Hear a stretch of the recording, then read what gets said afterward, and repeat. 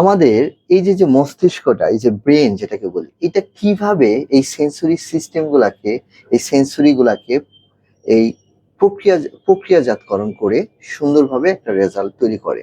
যেমন একটা স্টিমুলেশন, আমি চোখ দিয়ে একটা জিনিস দেখলাম, দেখে আমার ব্রেনে গেল, ব্রেন থেকে সেটা কি করলো, প্রসেসিং হলো, সেটা সিদ্ধান্ত নিল, তারপরে মুখ দিয়ে বের হলো। এই যে ইনপুট, তারপরে প্রসেসিং, তারপরে আউটপুট। ঠিক না? এই যে কান দিয়ে একটা জিনিস শুনলাম, ইনপুট হলো, তারপরে ব্রেনে গিয়ে প্রসেসিং হলো, তারপরে মুখ দিয়ে আউটপুট হলো। এই যে ব্যাপারটা, একটা শিশুর শরীর, তার শরীর প্রতি মুহূর্তে চোখ, নাক, কান, ত্বক, জিহ্বা, এই যে মাংসপেশি, জয়েন্ট, এই যে ভারসাম্য, এই শরীরের ভিতরের অসংখ্য সেন্সরি ইনফরমেশন গ্রহণ করে থাকে।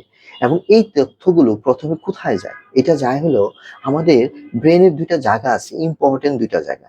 একটার নাম হলো ব্রেন স্টিম, আর একটা নাম হলো থ্যালামাস। হ্যাঁ, এই ব্রেন স্টিম এবং থ্যালামাসে সর্বপ্রথম পৌঁছায়, তারপরে সেখান থেকে সেরিব্রাল কর্টেক্স, যেটা আসল যে মস্তিষ্কটা, সেখানে যায়। সেরিব্রাম, বেসাল গ্যাংলিয়া এবং লিম্বিক সিস্টেম একসাথে কাজ করে এবং তথ্যটাকে বিশ্লেষণ করে এবং এবং এবং উপযোগী করে তোলে। হ্যাঁ, এবং এই যে ব্রেন স্টিম বা থ্যালামাসের প্রথম যে পৌঁছায়, এটা হলো একটা ব্রেনের একটা কি, একটা একটা গেট কিপার বা দারোয়ানের মতো, কেয়ারটেকার। সেখান থেকে কিন্তু এই জিনিসটা প্রসেসিং হয় এবং এর ফলে কিন্তু একটা শিশু সহজে সেটা একটা জিনিস শিখতে পারে, মনোযোগ দিতে পারে এবং খেলাতে মনোযোগ দিতে পারে, নতুন কিছু শিখতে পারে, আচরণ শিখতে পারে, তার স্পিচ ডেভেলপমেন্টটা তখন গিয়ে চলে আসে। এবং থ্যালামাসটা কি আসলে? এটা মস্তিষ্কের বলা হয় একটা তথ্য বাছাই কেন্দ্র। জি, থ্যালামাসকে বলা হয় একটা তথ্য বাছাই কেন্দ্র। এই যে বিভিন্ন সেন্সরি স্টিমুলেশন বাচ্চাটা নিচ্ছে, প্রতিনিয়ত গুরুত্বপূর্ণ তথ্যগুলা নিচ্ছে, তার কাজ হলো সেটাকে বাছাই করা, অপ্রয়োজনীয় তথ্যগুলাকে ফেলে দেওয়া, প্রয়োজনীয় তথ্যগুলাকে সে ধরে রেখে সেরিব্রাল কর্টেক্সে পাঠানো, আসল ব্রেনে পাঠানো।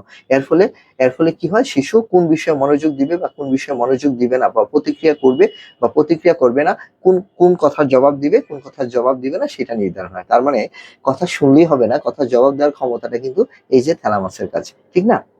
তো এই থ্যালামাস না, পুরো ব্রেন নেটওয়ার্কে কিন্তু এই সেন্সরি ইন্টিগ্রেশনটা একটা হোল ব্রেনের প্রসেসের মাধ্যমে কাজ করে। এখানে অংশ নেয় ব্রেন স্টিম, অংশ নেয় ব্রেন স্টিমটা কি করে, অ্যালার্টনেস বাড়ায় প্রথমে, তারপর থ্যালামাস অংশ নেয়, ব্রেনের থ্যালামাস এটা কি করে, সেন্সরি, এই যে সেন্সরি গেটকিপার হিসাবে কাজ করে। সেরিবেলাম আমাদের বডি ব্যালেন্স, কোঅর্ডিনেশন, আমাদের রাইট টাইমে রাইট অ্যাকশন, বেসাল গ্যাংলিয়া আমাদের মুভমেন্ট গুলা, এই যে লিম্বিক সিস্টেম আমাদের ইমোশন, আমাদের যে এই যে আমাদের আবেগ, এই জিনিসগুলা, এবং কর্টেক্স এই যে আমাদের attention, motor planning, self control. অর্থাৎ একটা শিশুর আচরণ শুধুমাত্র একটা অংশ নয়, একাধিক ব্রেন নেটওয়ার্কের সমন্বিত একটা কাজের ফল। এত এই জিনিসটা, এবার আসেন সেন্সরি প্রসেসিং, এই যে ডিসঅর্ডারটা হলে কি হয় আসলে? যখন দেখা গেছে যে একটা শিশুর সেন্সরি ইনফরমেশন গুলো সঠিকভাবে কাজ করে না, তখন শিশুর মধ্যে বিভিন্ন ধরনের সমস্যা দেখা দেয়। অতিরিক্ত দৌড়ায় বা অতিরিক্ত ভয়, বা একটা জায়গায় স্পিনিং করতে থাকে, একটা জায়গায় এক জায়গায় লাফাতে থাকে সারাক্ষণ, হাত নাড়াতে থাকে, মুখ দিয়ে শব্দ করতে থাকে, সহজেই রেগে যাওয়ার প্রতি, যে কোনো জিনিস ধরতে চায় না, ভেজা জাতীয় জিনিস ধরতে চায় না। এই যে ব্যাপারগুলা, এই ব্যাপারগুলা কিন্তু খুব ইম্পর্টেন্ট একটা ব্যাপার, এবং এগুলা কিন্তু ইচ্ছাকৃত ভাবে হয় না। এই জিনিসগুলা কিন্তু খুব গুরুত্বপূর্ণ একটা জিনিস, এটা আপনাকে মনে রাখতে হবে। হুম। এখন আসেন যে এই যে মনোযোগ ধরে রাখতে কষ্ট হয়, এই জিনিসটা খুব গুরুত্বপূর্ণ একটা জিনিস। হ্যাঁ, তো এই জিনিসটা আমাদের বোঝার চেষ্টা করতে হবে। হুম। এখন সেন্সরি ইন্টিগ্রেশন থেরাপিটা আসলে কিভাবে সাহায্য করে, এটা খুব ইম্পর্টেন্ট একটা জিনিস। সেন্সরি ইন্টিগ্রেশন থেরাপিটা, এখানে যেহেতু আমাদের অনেকগুলো ইন্দ্রিয়ের সাথে জড়িত, যেমন আমাদের পঞ্চ ইন্দ্রিয়ের কথা আমরা সবাই বলি, চোখ, নাক, কান, ত্বক, জিহ্বা। ঠিক না? পঞ্চেন্দ্রিয়। আরো তিনটে ইন্দ্রিয় আছে, ভেস্টিবুলার, প্রোপ্রিওসেপশন, ইন্টারোসেপশন। ভেস্টিবুলার কানের ভিতরে থাকে, খুব ইম্পর্টেন্ট। প্রোপ্রিওসেপশন আমাদের জয়েন্ট, মাসেল, লিগামেন্টে থাকে। ইন্টারসেপশন আমাদের ইন্টারনাল যে অর্গানগুলো, যেটার মাধ্যমে আমরা টয়লেট, ক্ষুধা লাগা, মাথা ব্যথা, এই যে মনের ভাব প্রকাশ করার যে ক্ষমতাটা, সেটা কিন্তু ইন্টারসেপশনের কাজ। এবং এই কার্যক্রমগুলো যখন একসাথে কাজ করে, আলাদাভাবে কাজ করে, তখন কিন্তু একজন আরেকজনের সাথে সমন্বয় না হয়, তখন কিন্তু একটা সুন্দরভাবে যোগাযোগ করতে পারে না। আমি একটা উদাহরণ প্রায় সময় দিয়ে থাকি, যে সাপোজ কেউ আপনাকে ডাকলো, আপনি কি করলেন, কানে শুনলেন।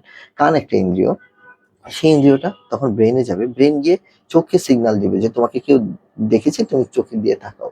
তাহলে কান এবং চোখ একসাথে কাজ করা শুরু করলো। কান একটা ইন্দ্রিয়, চোখ আরেকটা ইন্দ্রিয়, দুইটা ইন্দ্রিয়। আরেকটা ইন্দ্রিয়র নাম কি, ইন্টারোসেপশন ইন্দ্রিয়। ইন্টারোসেপশন এবং এই যে ভেস্টিবুলার সেন্সরি সিস্টেম কানের ভিতরে যে থাকে, এই যে ভেস্টিবুলার সেন্সরি সিস্টেমের এর ফলে যেটা হবে যে সে একটা রেসপন্স তৈরি করবে যে কেমন আছেন, ভালো আছেন, কেন ডাকছেন।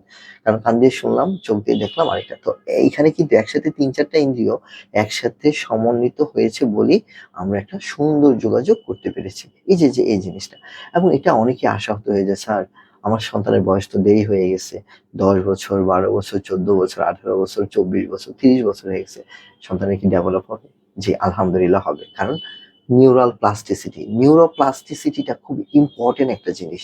এই নিউরোপ্লাস্টিসিটির কথা আমি প্রায় সময় বলে থাকি।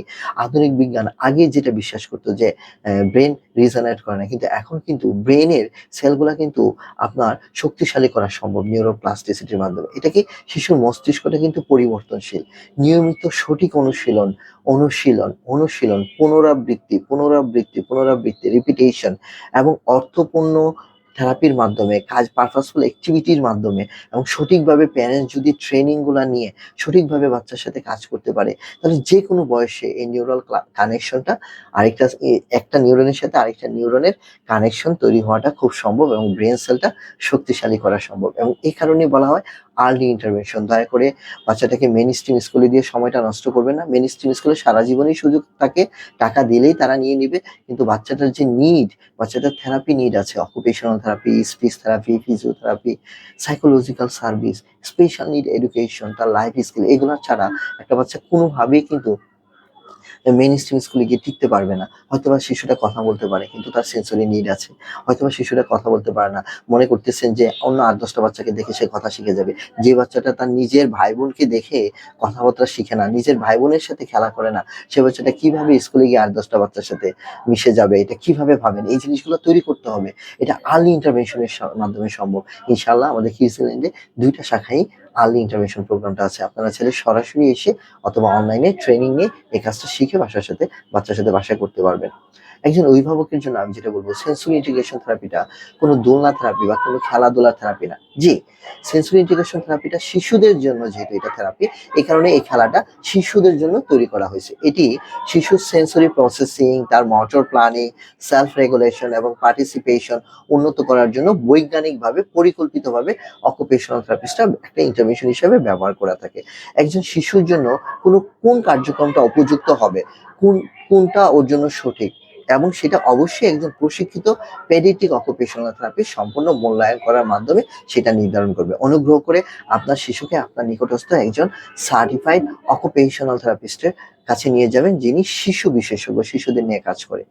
দয়া করে বুঝতে পেরেছেন, আপনাদের শিশুর মধ্যে যখনই সমস্যা থাকবে আপনারা কোথায় যাবেন, কিভাবে সার্ভিসটা নেবেন। ভালো থাকবেন, সুস্থ থাকবেন। ব্রেন সম্পর্কিত, সেন্সরি সিস্টেম সম্পর্কিত কোনো কোশ্চেন যদি থাকে দয়া করে আমাদের সাথে যোগাযোগ করবেন। আসসালামু আলাইকুম ওয়া রাহমাতুল্লাহি ওয়া বারাকাতুহু।